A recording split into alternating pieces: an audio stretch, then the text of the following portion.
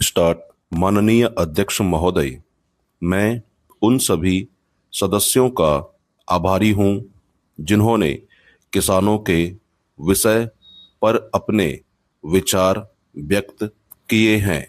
सभी ने किसानों के प्रति सहानुभूति जताई और यह कहा कि उनके हित की रक्षा करना हमारी सबसे बड़ी जिम्मेदारी है। वास्तव में देश का कोई भी व्यक्ति कृषि से अलग नहीं है।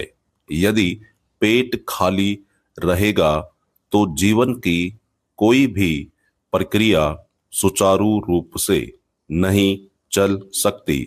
यही कारण है कि किसान को अन्नदाता कहा जाता है। कुछ सदस्य यह कहते हैं कि उत्पादन में कमी आई है और खाद्यान्न की उपलब्धता घट रही है, किंतु यह कहना उचित नहीं है कि पहले कोई कृषि नीति नहीं थी या आज कोई नीति नहीं है।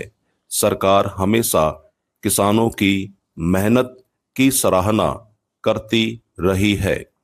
यदि कोई नीति न होती तो देश की बढ़ती जनसंख्या का बोझ किसान किस प्रकार उठाते।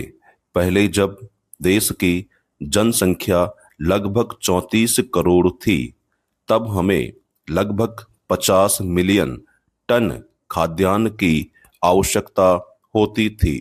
आज जब जनसंख्या 125 करोड़ से अधिक हो चुकी है, तो आवश्यकता 300 मिलियन टन तक पहुंच गई है। इसके बावजूद हमारे किसानों ने मेहनत करके उत्पादन बढ़ाया और देश को आत्मनिर्भर बनाया।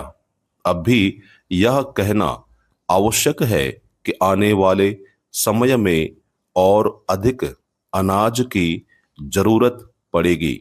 इसलिए हमें ऐसी योजनाएं बनानी होंगी जिससे कृषि उत्पादन निरंतर बढ़े। सिंचाई सुविधाओं का विस्तार, उर्वरक और बीज की उचित आपूर्ति तथा आधुनिक तकनीक का प्रयोग इस दिशा में सहायक हो सकते हैं।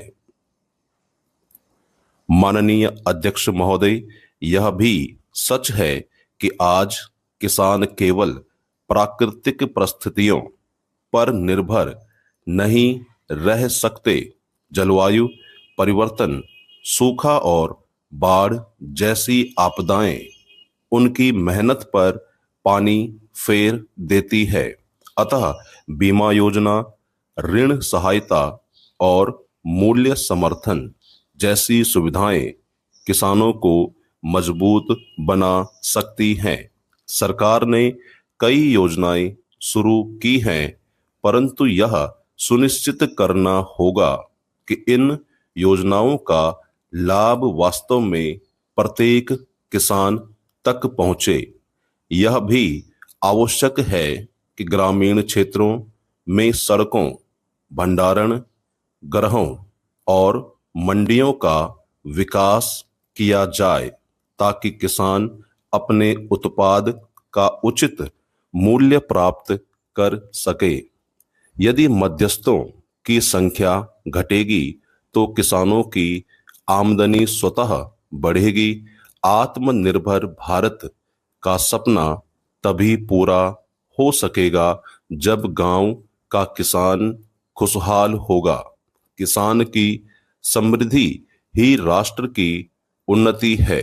यही कारण है कि आज संसद में यह विषय सबसे महत्वपूर्ण माना जा रहा है।